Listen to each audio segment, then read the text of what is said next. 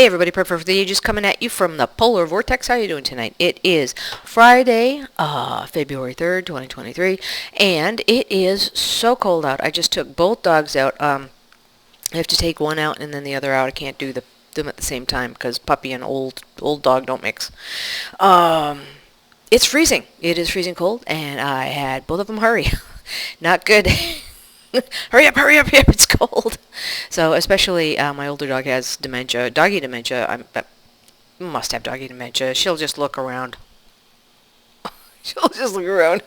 So, I'm taking care of my elderly mom and I'm taking care of dementia dog. It's great. So, yes, I do predict that we might have rolling blackouts. We might have blackouts. Modern Refugee had talked a little bit about going out to the country and how it's not very advantageous for infrastructure, and yeah, I do agree. And in my case, that when I moved in here like 30 years ago, there was woods, towns that way, woods that way, everything was woods. We had a good amount of, well, like, we have 4 reservoirs, and we could easily accommodate the people of the town with the 4 reservoirs, which is great. But now, because it was very quiet, it was crickets, you could see the Milky Way, it was very nice.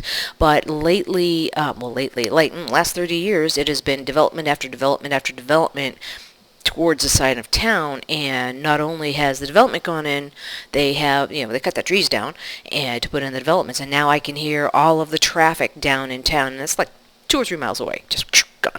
2 or 3 miles away, and I can hear the traffic, and I can't see the Milky Way anymore. So yeah, that get out of here, my people thing is take that with a grain of salt. You don't get a lot of advantage to that. You're on your own. You get the first aid. Our town is having infrastructure issues because they're not doing infrastructure. They are busy, making new soccer fields instead of, well, we have 100-year-old water pipes. Water, sewer, it's easily over 100 years old, and it's just crumbling, and we get water main breaks. We have transformers that pop like popcorn when the electricity, there's too much, too much current going through the system. It can't accommodate that, so you hear bam in town, and section of the town goes out. So yeah, we don't get that a lot here up where I am. I'm here, there's some houses a little bit, and then there's the forest. But, as opposed to being in town, yeah, you do get that restored first, but still, it takes a while. And if we get overrun with power outages, it takes a long time everything to come back online. So we'll see what happens. They say, don't run your wood stove. Don't run your wood stove because your pipes will freeze because your furnace doesn't come on. Well, us people that, I'm going to say not know a thing or two because, Murphy Murphy will hear me. But people that don't know any better will run their wood stoves and not run their furnace, period, and their pipes down in their basement will freeze. And some people have wood stoves in their basement. Good for you. I don't have a living space down in my basement. I just have like cellar basement, typical New England basement, and it's not good enough to do to live in. So wood stoves up here with the rest of us. so yeah, and the heat is up here. So what I do is get to the point, Jill. I run the wood stove, and then I go over and fiddle with the thermostat every 2-3 hours to circulate the hot air, warm air through the house. And the last time, that was a couple of months ago, the last time it was very, very, very cold out, I had the wood stove going, and the furnace was going anyway because it was just that cold. So I anticipate we're going to do that again.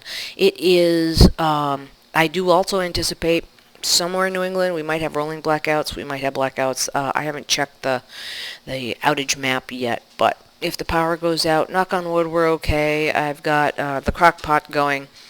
Hopefully it'll finish before any blackouts come, but it is wind is whipping, and it is cold outside, so that's where we are at the moment. So that's the moral of the story.